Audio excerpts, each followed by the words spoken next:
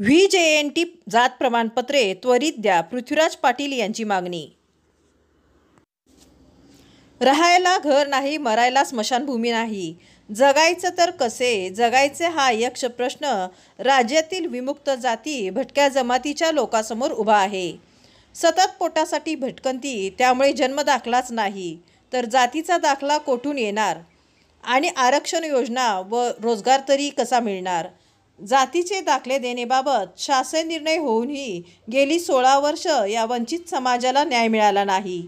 म्हणून जिल्हाधिकारी कार्यालयासमोर विमुक्त जाती भटक्या जमाती समाज जोडो अभियान ऑल इंडिया या संघटनेमार्फत सुरू असलेल्या आमरण उपोषणस्थळी सांगली शहर जिल्हा काँग्रेसचे अध्यक्ष पृथ्वीराज पाटील यांनी समक्ष भेट देऊन आंदोलनास काँग्रेस पक्षाचा पाठिंबा जाहीर केला।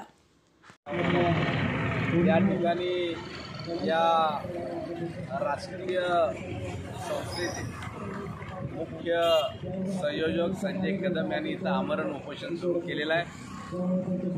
त्यांच्या मागण्या या फक्त आणि फक्त आम्हा समाज बांधवांना जातीचं प्रमाणपत्र द्यावं आणि असं जवळपास हजारोंच्या संख्येनं प्रकरणं दाखल केलेल्या फायली त्यांनी सोबत आणलेल्या आहेत आणि असं असताना त्या ठिकाणी त्यांना प्रमाणपत्र मिळत नसेल तर ते निषेधार्ह आहे।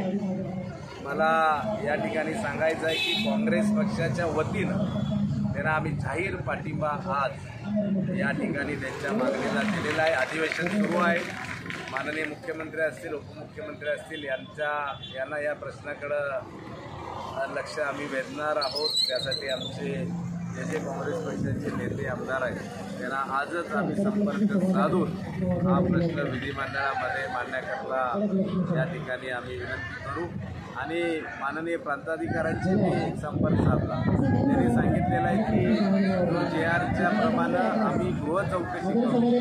त्या ठिकाणी ग्रामपंचायत सरपंच असतील, ग्रामविकास अधिकारी असतील, त्यांनी दिलेलं प्रमाणपत्र पडताळून त्यांना प्रमाणपत्र देण्यात येतील असं आश्वासन दिलं आहे।